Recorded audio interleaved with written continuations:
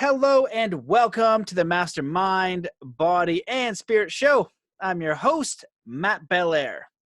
Today's guest is the founder of NeuIntention Health and Wellness. He is also a partner and serves as the Director of Education for Earn Your Booze. He is a Lululemon ambassador and has a strong background in health, wellness, fitness, and sports.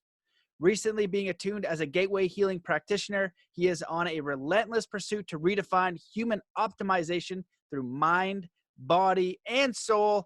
Welcome to the show, my friend, Nathan Kohlerman. What's up, man? Hey, Matt. Thank you for having me, man. Yeah, so dude. Happy we finally get to get on. Totally, man. Well, we got connected. I think one of the people you were training, they gave you my book. And you reached out and I looked at all the stuff you're doing. And I think she had said, like, you guys are kindred spirits. And, going through your stuff and what you're doing and your mindset, definitely, I think so. And I've already learned a lot from what you put out there. And I really appreciate that combination of physical fitness and wellness and strength, but also always embodying the spirit and why you're moving and why you're doing things. And so I think your philosophy is fantastic, and happy to have you on the show. So for the people who don't know who you are, and I think your personal story is also inspirational as well. So maybe you can give a little bit of background on who you are and what it is that you do. Yes, sir. Thank you so much for the warm introduction. And yeah, man, it has been quite a journey. So I'm a personal trainer here in Scottsdale, Arizona. I primarily specialize with the post-rehabilitation phase, either immediately after an injury or just, these really bugging, reoccurring issues that people are having on a day-to-day basis.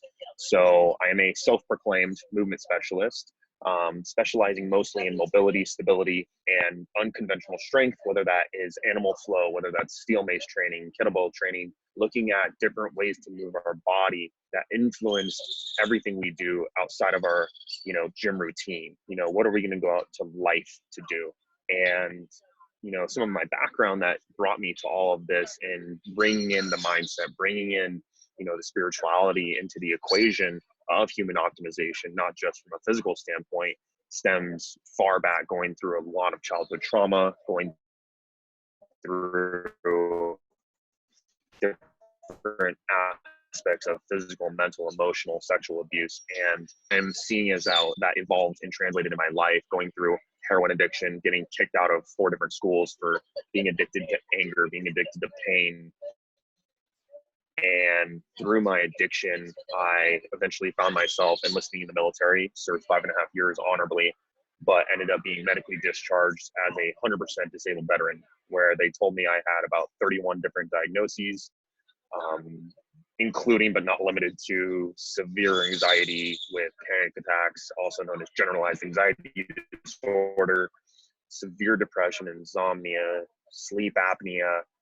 But the main reason was for bilateral exertional compartment syndrome, which is essentially a myofascial disorder in the legs in which the fascia doesn't expand, it doesn't transport meaningful blow up, it's all open. And being 24 years old, they wanted to cut me open. I didn't want to do that. So they ended up medically discharging me. I got out and I wanted to specialize in corrective exercise to help people heal themselves physically.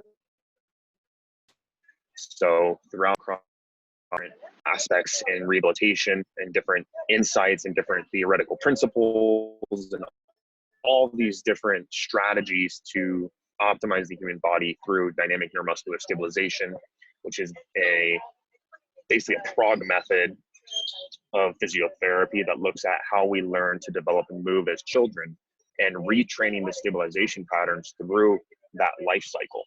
And then now looking at that, it's saying, okay, well, what about our joints, and finding out how important mobility is. But then going through bodybuilding and powerlifting and going through another severe injury of my hand, I really wanted to explore what other types of movement is there that is out there that can really bring my function back to my hand, bring function back to my body, and ultimately make me feel better and sit on the ground and play with my kids. So I dove into movement and being able to go through these movement strategies and really feel the benefits. to where now it is a very much felt experience rather than just a routine. So through this practice, especially animal flow specifically, I found out that the way I started expressing my movement was actually how I started expressing my feelings, where I kind of developed this methodology that your tempo reflects your tenacity when you flow. And if you're at a slow tempo, you're a little bit more touchy-feely, you're a little bit more gentle, you're a little bit more in tune with the more deeper, sadder emotions that I might be feeling. Whereas when I go very hard and ballistic, my energy would be high, I'm a little bit more motivated, or I might even be kind of irritated. And I would use the energy of these movement systems to express myself and then open the gateway in order for me to understand how I was feeling in that moment.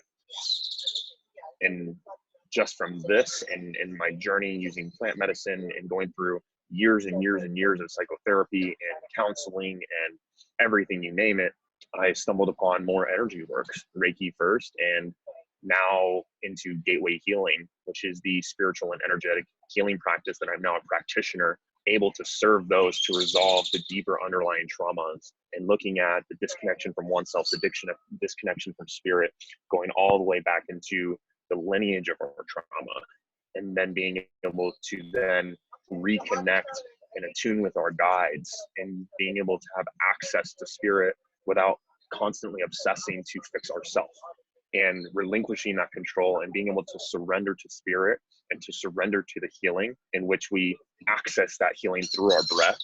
It has done profound and powerful things for not only my practice, but for those who I've been able to help as well.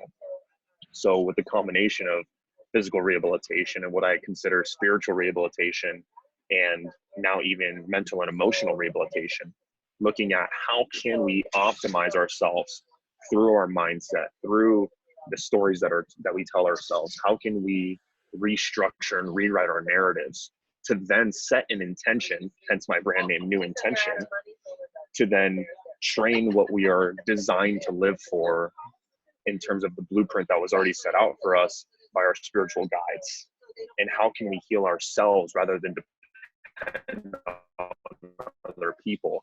So my mission is to empower others with the tools necessary to redefine human optimization in their eyes and their intention through their mind, through their body, and through their soul. That's amazing, man. That's quite the story. There's a lot of avenues we could take this. And the first question I have is, when you were discharged and they diagnosed you with 30 different things, I'm curious, of those things, how many do you feel that you are past or say, quote unquote, healed? And of those numbers, how many of those things would they say, if any, would have either no recovery or limited recovery? And what were you able to do? Yeah, I mean, I wouldn't say I'm ever 100% healed from it, right? But the fact of the matter is that I know how to cope with it. And now, instead of having to go through the VA system and their healthcare system and all these other things, I have different routes I can take, right? I now know that I can veer away from the Western methodology of here's a problem, take a pill, to here's a problem, let me do something about it. Let me find what I need in order to make that path work. And, you know, they told me, flip that path.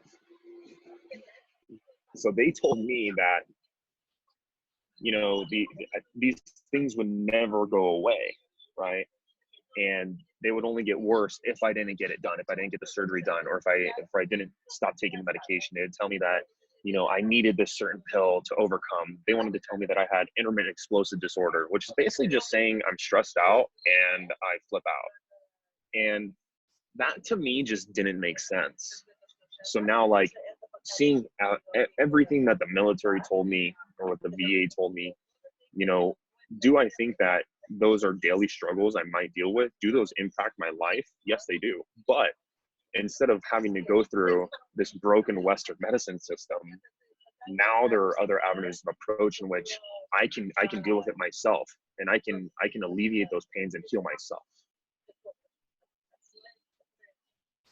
Yeah, man, that's an empowering perspective. And it's kind of funny because, you know, you're talking about intermittent explosive syndrome. It's like, it's like the human condition, you know. It's like, do you have frustration what symptoms? Like, do you get frustrated every day? Oh, we better diagnose you with frustration, like a human thing, right? Let's give you a pill for that, or like, you know what I mean? Do you sometimes does your mind wander at times? Yes, it does. Here is this pill. Let us help you for that. And so I feel like the big important thing that you shared immediately was to take it on yourself to see what you can do. And I can also see, though, people going through life and they might not have like the skills or expertise, and they will be stressed to take their healing within themselves, to do it, you know, to be like, oh my goodness, how am I going to do this? Because what if I do it wrong? So what would you say the first thing to do for someone who is either trying to heal emotionally or physically to take the step to empower themselves in their own healing? Honestly, just being able to sit with it, you know, and what I've found in my experience in dealing with these pains is once there's pain, I focus on the pain. And when we focus on our pain, we proliferate our pain. We actually make it worse, right? So instead of focusing and obsessing on how to fix it, eventually what you need to do, right? But for those of you who are sitting with it, who are tired of the discomfort, for those of you who are done with the pain, look for the ways in which they don't tell you about, because there are so many things out there, natural ways that you can find that will help you heal these things that you're going through. And if you're healing, if you're hurting mentally or emotionally, physically or spiritually, I always recommend people to start with your breath, right? Focus on your breath, because a lot of the times, whatever you're dealing with mentally, whatever you're dealing with emotionally, physically or spiritually, you'll find that when you focus on your breath, there's nothing else that comes close to the amount of focus it takes. Because when we focus on our breath, we're calming our nervous system down. We're being able to step back out of our shell of frustration, our shell of stress, our stress shell, right? We're able to step out of that. And then instead of going outside looking in, now we're inside looking out and saying, okay, wow, what is bothering me? You know, where does this stem back from at that first point in time? And now that I've identified that, now that I've created the awareness, you know, this is what I need to do first. So instead of focusing and obsessing on how to fix yourself, there's really nothing wrong with you. It's just the fact that you and your body, your meat sack, is reacting to something. So being able to sit with that and identify it to create that awareness is going to help you find that right path. So there is no right path, but sitting back and being with your breath, being with yourself, allows you that space and that container to identify what it is you may need in that present moment. That's a wonderful answer. My follow-up question is, I think it's very easy and not a wrong thing. I think it's almost like a natural thing, but let's just say we have a lot of people have traumatic childhoods. And the other day I went to a speaker slam with my friend Adam Roa, and I don't know if it was him or someone else said something like, trauma is what connects us all. We all have trauma. And I only know one person or two that might not have had like any trauma in their life. It's been pretty hunky-dory. But for the thousands and thousands of other people I met, there's varying degrees of trauma and some serious traumas. And I feel like when we go through life and we've been wronged, maybe we had a single parent, maybe we were abused as kids, maybe a spouse or loved one left us, maybe we were scarred in a different way. Who knows? It seems that everybody has something.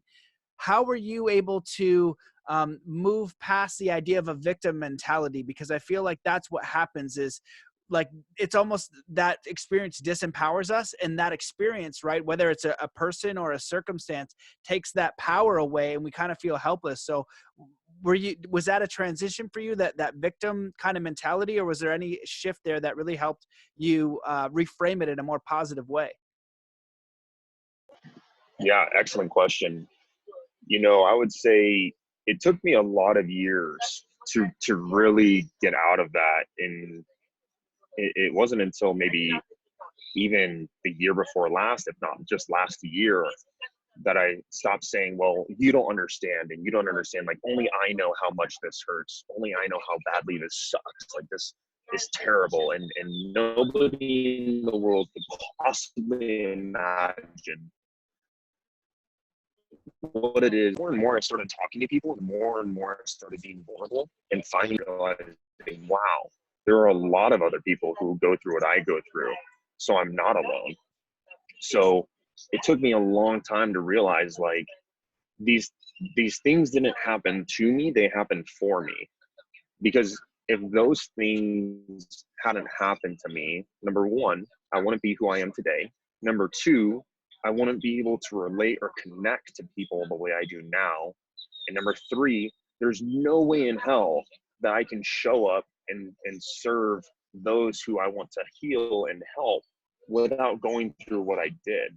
So it's like when those three things came together, it was that aha moment where I said, I'm not, so I've gone through these things because now my life experience, my maturity, and just where I'm at has created this advancement and this evolution to where now I can really truly serve those who have gone through what I've gone through.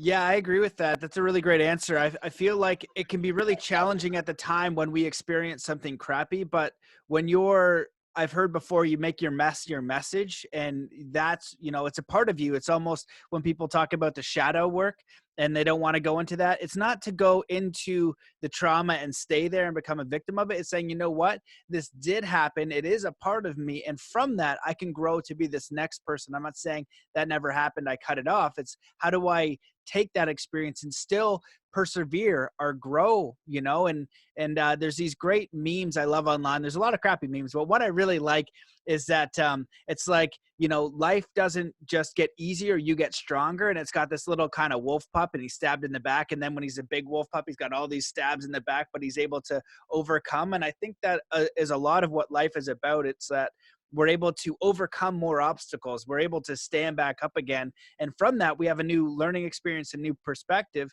And if your intention is to help people, if you want to serve and be of service to the community, that vulnerability to share, but also because you've gone through that, like if somebody was needing help from this, you would be much more qualified than I would because you have been through it. Although I've done personal development and spirituality work, I would say, you know what, you probably want to go talk to him just because there's this relatable thing and there's this circumstance and experience that you now have because you were able to actually do it. And I think that's so important. And so if you're able to even not even have to be like, okay, I'm fully healed and it's never hurting. It's just, I'm not basing my life and limiting my life because of this past circumstance.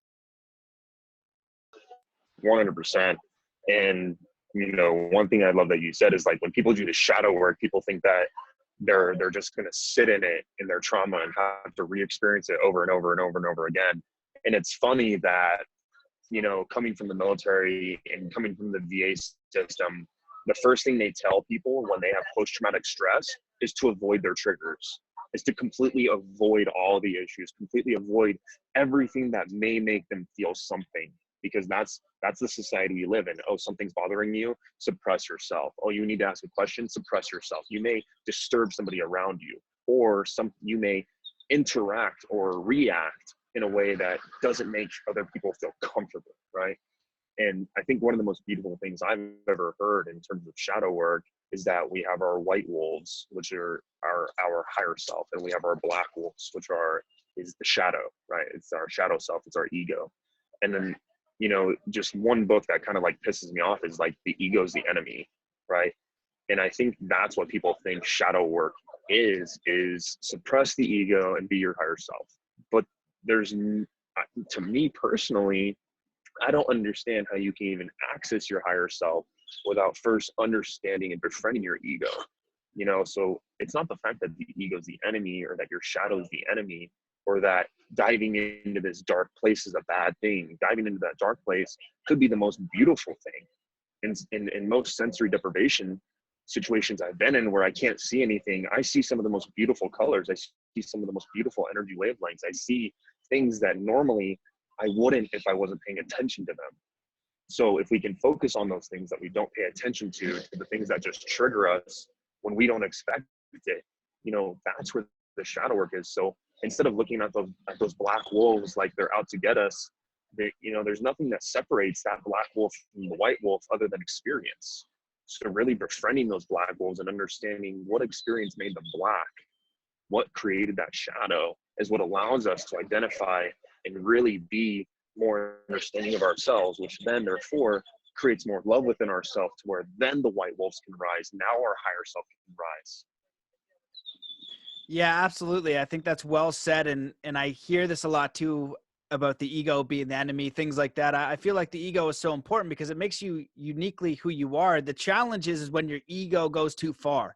Like, oh, you want to identify as this thing, so then you become somebody that you're not, so you can promote the perception. And Instagram's a great example of that. It's like people put up their highlight reel, right? You know, I don't put up photos of me getting out of bed looking like crap, which is like most of the day, you know, although I could. But like, the idea is that, like, as we move through life, we're so concerned with that identity and what culture wants us to be, and so then we're probably not honoring ourselves. But the real ego, the real identity of Matt, is my preferences. It's my mother effing values. It's my characteristics. It's like my quirks. It's the things that make me uniquely me. I would prefer to get up and go snowboarding than I would to go work in an office. That's preferably me. And if I always work in an office and I never go snowboarding, then that's going to upset me. I'm not going to be honoring myself. I'm not going to be not honoring who I am. And then on the flip side, with the shadow work, I think that you shared a really great analogy and example, because, you know, those things, rather than pushing them away, you move through them. You know, you move, like, not all of life is comfortable. Not all of it's happy. Not all of it's joyous. Not all of it is quote unquote good. And so if we're just able to see things as they are and experience them, like, for example, if you experience a loss of a loved one, it'd be traumatic. I've never experienced that, so I can't speak through experience other than losing my dog, you know. But what I understand of talking to a lot of podcasts and different things is, like, you got to move through the grief. And my friends who have lost parents, and watching how they went through that process, and just kind of, they went in and like, yeah, man, I was sad, like so sad, like crying for like 2-3 weeks, just couldn't even do anything. Good. They went through it. They were able to process all of that stuff. And that's a part of life. Unfortunately, we have these things that are super challenging. And so if we're able to move through the process and accept the things in us that are limitations, accept what we're not the best at, accept that, you know, it's not all just shiny and perfect. It's that's really what it is, accepting all of you, the yin, the yang, and you're like the center point in between.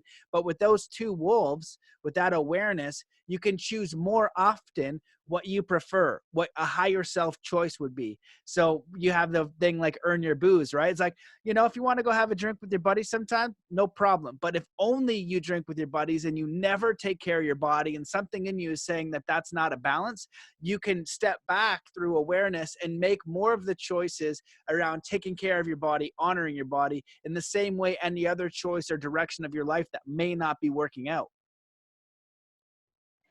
100%.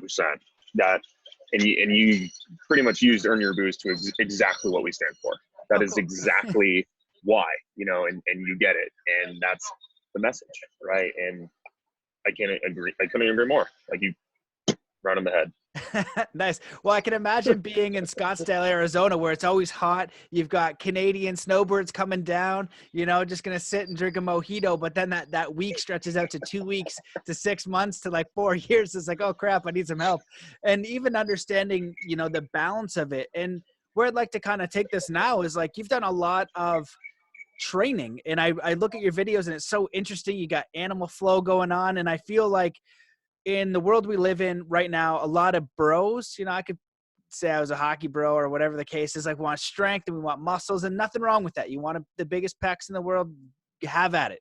But there is this movement towards movement and flexibility and understanding your body and how that works. So what have you learned out there that you could share with the audience as far as like effective training, whether it's like tips or movement practices or kettlebell or all that? Because I'm always curious of that type of thing, and also inspiration for people to get started, because I feel like a lot of the time, you know, if I go online and look at the new thing, there's so many exercises. I'm like, oh my God, I don't even know where to start. So can you give any suggestions about things that you've learned along your process of looking at so many modalities? 100%. So, you know, I've dug into a lot of training. You know, I think I have about 9 different certifications now. You know, I've dabbled in corrective exercise. I've dabbled in powerlifting. I've dabbled in, functional movement systems, animal flow, steel mace flow, going into a lot of kettlebell training, a lot of steel mace training, and just overall, I came from bodybuilding. So, and that journey ended about a little over 2.5 years after my hand injury. And, just these systems that I found, they are very effective for me. So I primarily use the FRC kin stretch model for mobility, which is basically the end range training. So going into your deepest stretch and isometrically strengthening whatever function that you're trying to attain in that end range. So we're restoring function and strength of the joint in terms of, can we control all of our range, not just the mid range of a bicep curl, but can we control the end range throughout our entire range of motion? And that is a huge aspect to everything that I do, because something that I learned from Hunter Cook, who is a kin stretch instructor, I keep quoting him on this, is what is the intent of the exercise you're about to do, and who is it made for? Because those two things are huge. And those are the two things that I believe people should identify in saying, hey, Nathan, that animal flow video looks super effing cool, but do I meet the prerequisites to do that stuff yet, right? If the answer is no, then we need to identify, okay, if you want to do animal flow, you need to make sure that you have adequate mobility. We need to make sure that you have adequate stability. And we need to make sure that you meet the prerequisites before you jump into a program and possibly hurt yourself. So it's not the fact of what do you want to do, it's the fact of where are you right now and what can we get you to do to get you there in the most efficient manner of time, while creating a safe, effective, and enjoyable program. Because a lot of people starting out, and this is how I started, right? What do? Bodybuilding.com, jump on this person's workout, 8 weeks to better arms, 6 weeks to a six-pack, right? And you see all these things, but what ends up happening is like, oh, wow, I've been doing bench press for 6 years straight, and now I can't scratch my back. I say that because that was me. And that's, quite frankly, not how we're supposed to function as human beings. We should be able to reach over, scratch our back if we need to. You know what I mean? So like coming and seeing all these different training protocols and everything else that I've done, at least in my experience, I prefer kettlebells, steel maces, animal flow, mobility, body weight, and a movement-oriented program, not a body part-oriented program. I structure my workouts by upper push, upper pull, lower pull. And I look at patterns. I train patterns. I don't train parts. And I think that is a very important aspect to look at, because the term functional is thrown around so loosely. And Dr. Andrea Spina from FRC made this really, really cool analogy in saying, oh, bicep curls aren't functional. But did we ask that question because it's that 30-year-old woman who just had a baby 6 weeks ago, and she's lifting her baby up and down to her face 52 times a day to kiss the baby? She needs those bicep curls, right? I'm getting so many bicep curls these days, man. I'm throwing like 1,000 kisses on my little one. Maybe that's why my biceps have grown by 2 inches. I don't know. Probably. So it's like, what do you do on an everyday basis? What is going to make you feel good? What's going to make you happy? And what's going to make you sustainable for the long term? So instead of being so short-term oriented, what's going to be more long-term oriented?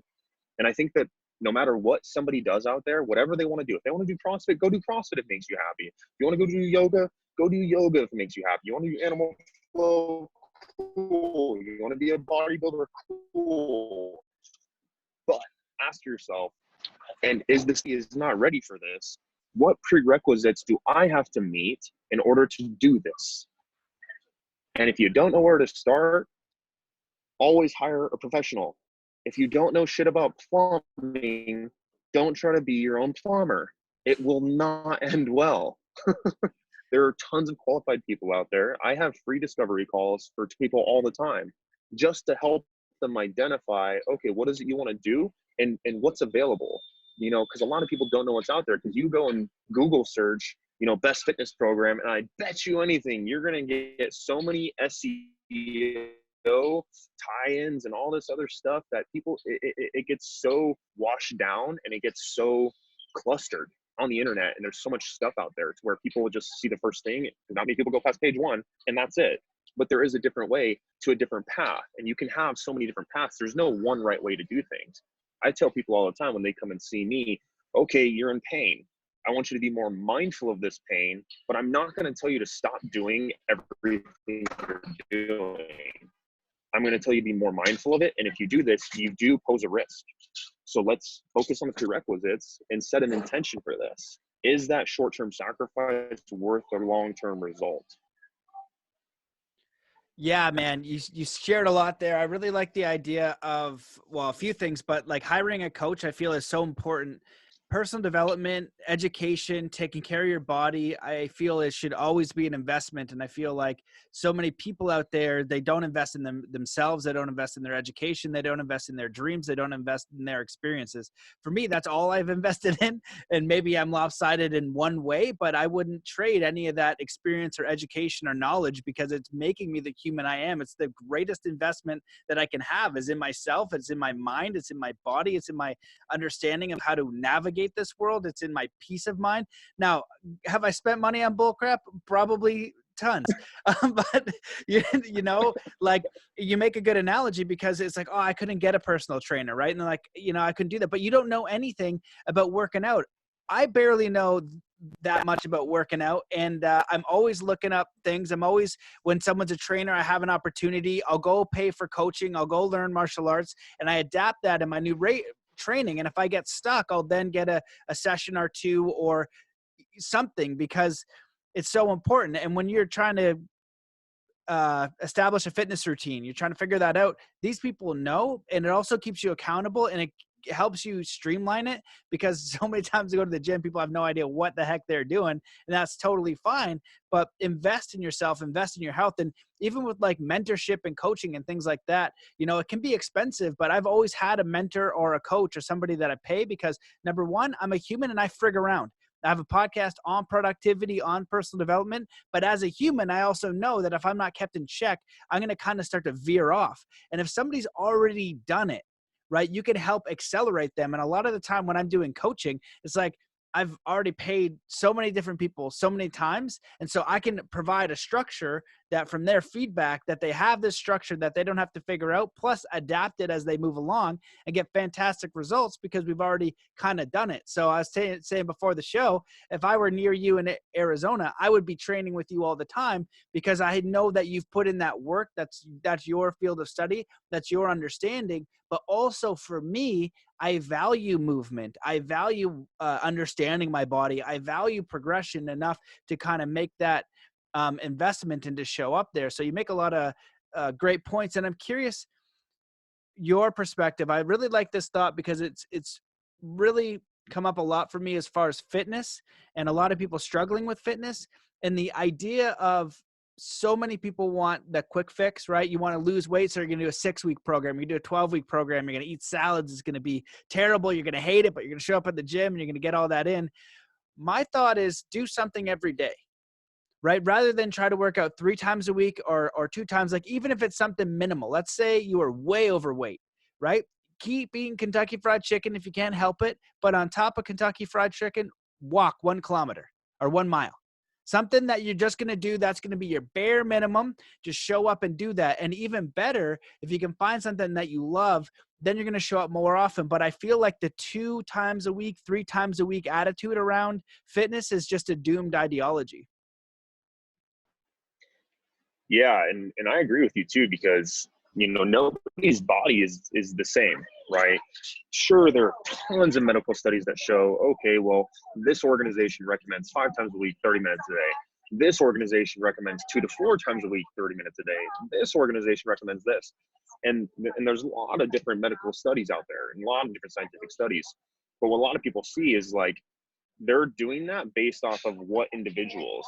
Were they testing the individual, again, eating Kentucky Fried Chicken every single day?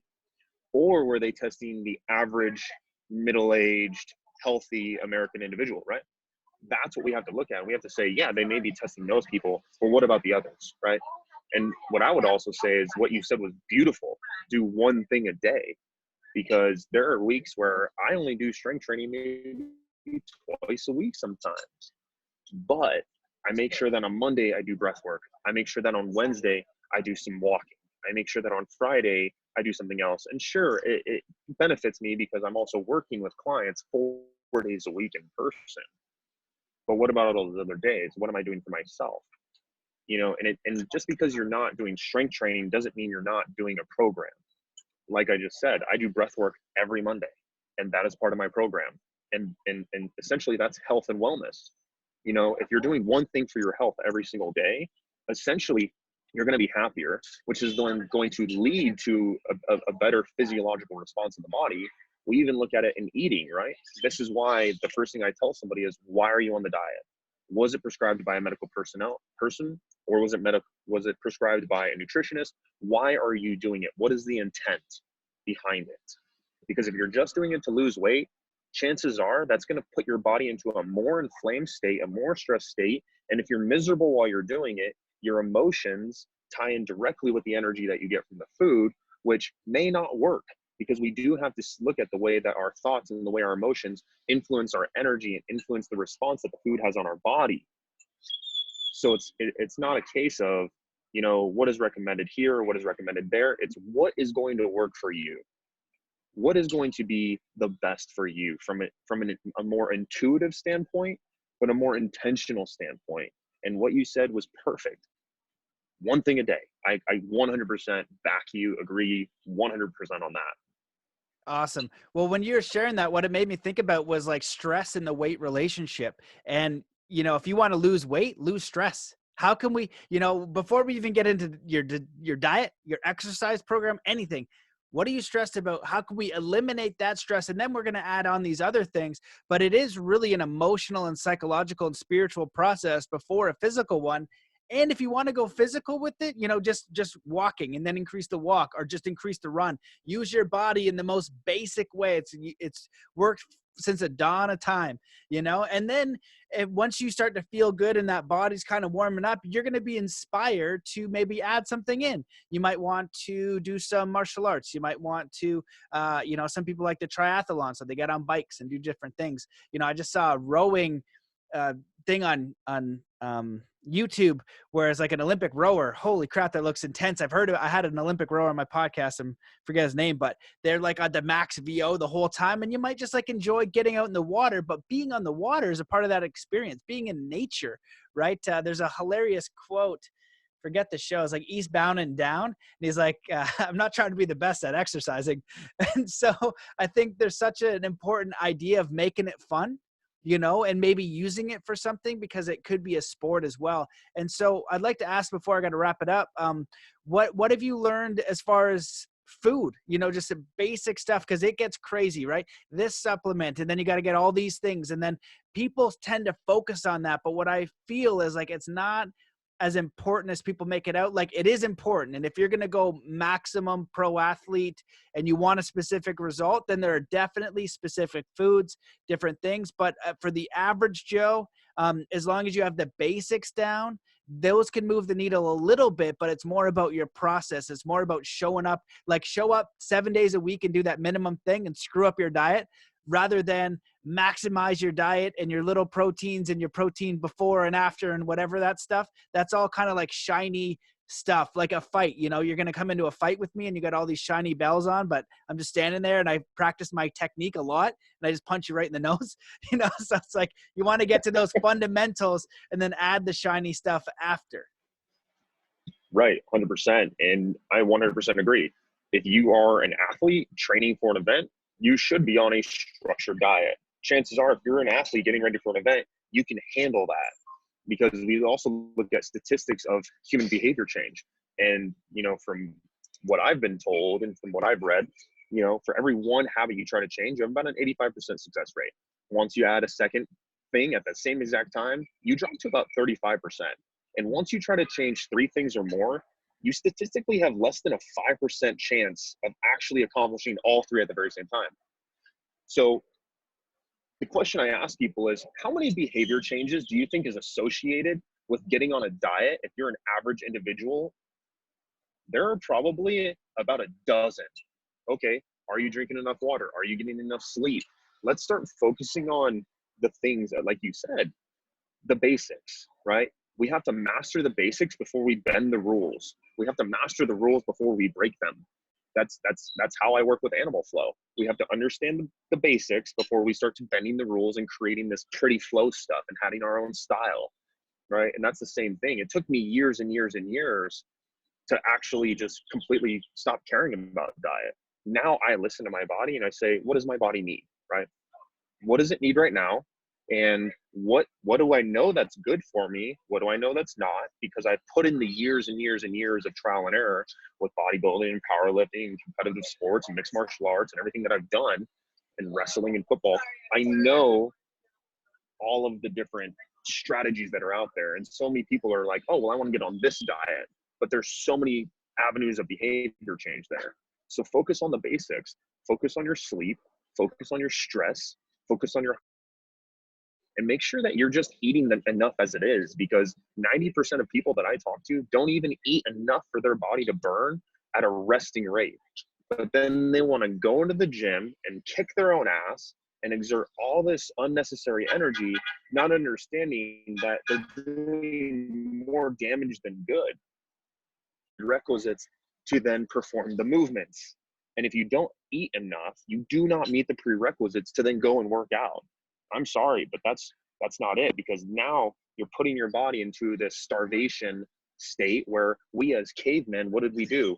Winter's coming, we're starving, so let's harness and store a bunch of fat because we're stressed, because our fight or flight is always on. And that's what we do. We don't eat enough. So master the basics. Make sure you're drinking enough water. Your body needs water.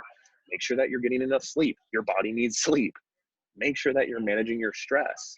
And then make sure you're eating enough on the nutrition side. And then just make sure that when you do go and work out, you just move your body in the way that it needs to move. You know, Jim Quick said it great on a podcast I listened to this morning, put a story up on my Instagram, that when your body moves, your brain grooves. And when you start intertwining the body and the mind together, amazing things happen. And when you treat your body nicely, and when you give it the basics to function off of, then radically and, you know, miraculously, the body starts to do what it's designed to do. And if you can master the basics, a lot of the times you'll start seeing results almost immediately if you can just master those basics and just focus on one thing at a time. Don't try to change your entire lifestyle in a week.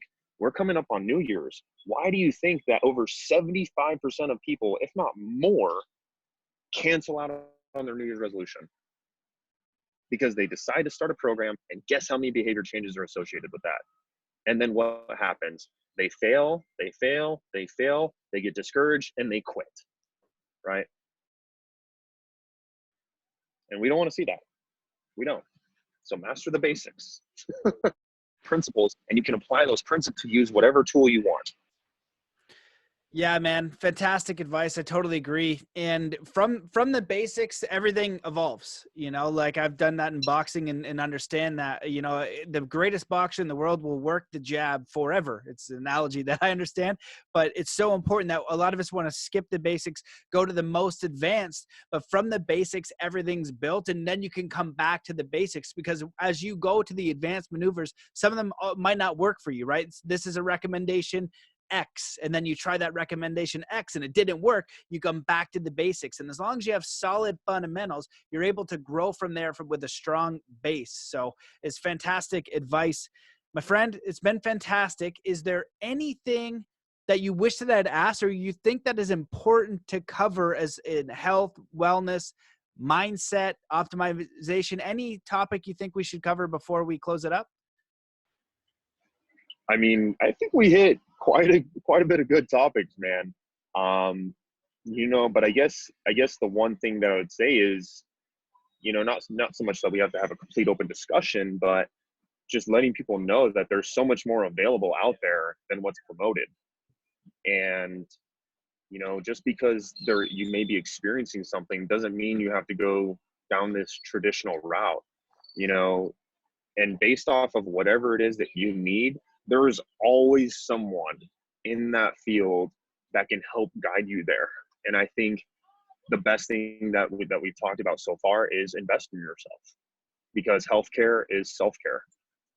Because the 1 year that you invest in a trainer is going to be a hell of a lot cheaper than that medical bill 20 years down the road.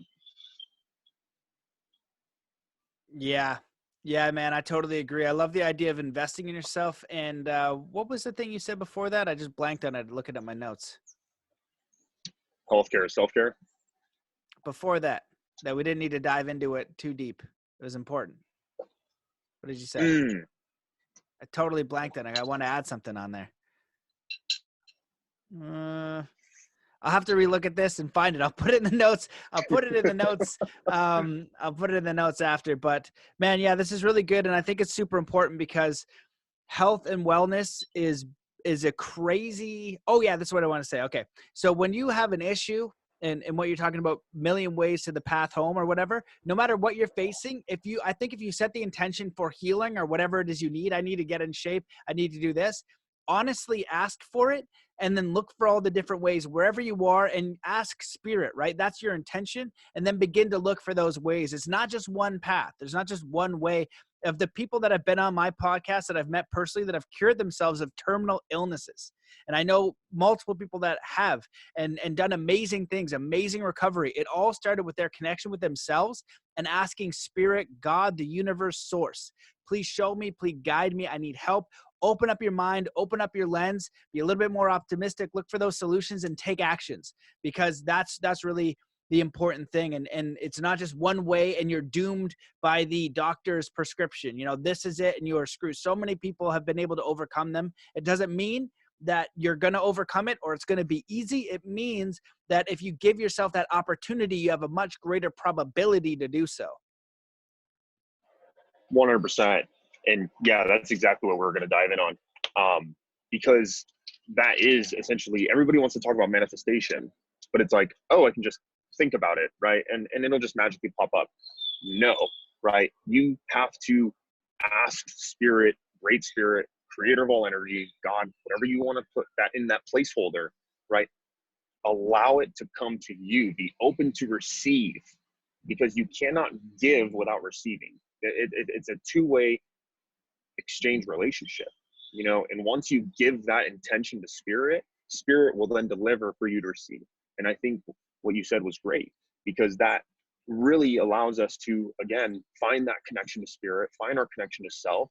And now, instead of all of our results dictating who we are as our identity, now we're actually running from that engine of our identity to then create that insurmountable result, which then results in our happiness, which results into our health, our wellness, our longevity, our sustainability, our spirituality, and all of these things blend together nicely into this very tight cocoon of self, you know. And if we can really focus on what is it that I want, how do I get it, spirit, bring it to me.